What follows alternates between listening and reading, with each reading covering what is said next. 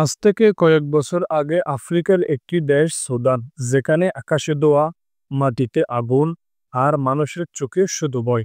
হাজারো মানুষ নিখোঁজ, লক্ষ লক্ষ মানুষ বরহী। এই গল্প কোনো সিনেমা না, এটি বাস্তব। এটি দারফুর গণহত্যা, আধুনিক যুগের এক ভয়াবহ অধ্যায়। দারফুর ছিল একসময় শান্ত একটি অঞ্চল।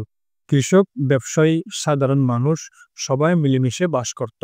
কিন্তু ২০০৩ সালে সরকার আর স্থানীয় বিদ্রোহীদের মধ্যে শুরু হয় সংঘর্ষ। সরকার বিদ্রোহ দমন করতে একদল সশস্ত্র লোককে সহযোগিতা দেয়, যাদের বলা হয় জানজাই মিলিশিয়া। আর তখনই শুরু হয় ভয়াবহ হত্যাযজ্ঞ। গ্রাম জ্বালিয়ে দেওয়া হয়, নিরীহ মানুষকে গুলি করা হয়, নারীদের উপর অমানবিক নির্যাতন আর শিশুদের সামনে তাদের পরিবারকে হত্যা করা হয়। ভাবুন তো, এক সকালে ঘুম থেকে উঠে দেখলেন আপনার গ্রামটা আগুনে পড়ছে, প্রিয় মানুষগুলো আর বেঁচে নেই। দারফুর ঠিক এমনটাই ঘটেছিল।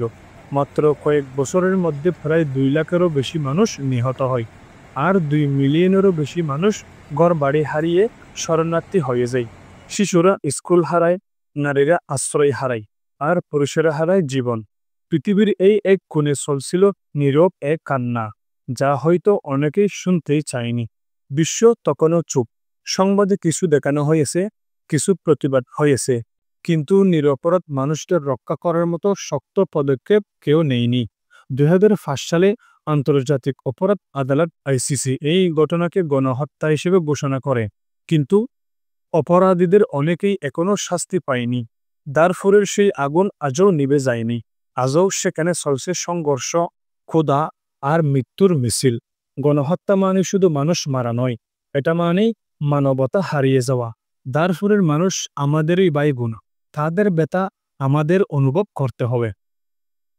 আমরা হয়তো যুদ্ধ থামাতে পারবো না, কিন্তু আমরা আওয়াজ তুলতে পারি, সত্যটা বলতে পারি, আর বিশ্বকে স্মরণ করিয়ে দিতে পারি কখনো যেন এমন আর না ঘটে। সুদানের মাটিতে এখনও সেই আগুনের ছায়া রয়ে গেছে, কিন্তু প্রতিটি কান্নার পিছনে থাকে এক আশা, একদিন আসবে শান্তি, আসবে ন্যায়। আসুন আমরা সবাই বলি, আর কোনো দারফুর নয়। মানবতার পক্ষে থাকুন, নীরবতা নয়, সত্যের পক্ষে আওয়াজ তুলুন।